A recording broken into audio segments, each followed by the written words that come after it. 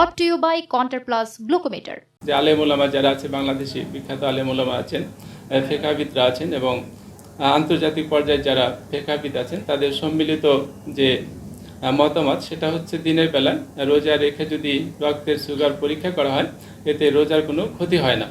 তাহলে আমাদের প্রয়োজন অনুযায়ী আমরা রক্তের সুগার পরীক্ষা করতে পারবো। এটা সাধারণত আমরা দিনের বেলা যখন ঘুম থেকে উঠি তখন আমরা ব্লাড সুগারটা করে দেখতে পারি যে আমাদের ব্লাড সুগারটা কেমন আছে।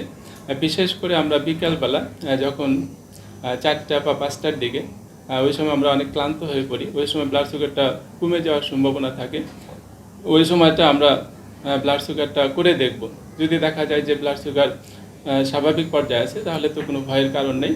আর যদি এরকম হয় যে ব্লাড সুগারটা কমে গেছে, এটা 4-এর নিচে নেমে গেছে এবং শারীরিক অসুস্থতা লাগছে, সেই ক্ষেত্রে আমরা রোজা ভেঙে ফেলতে পারবো।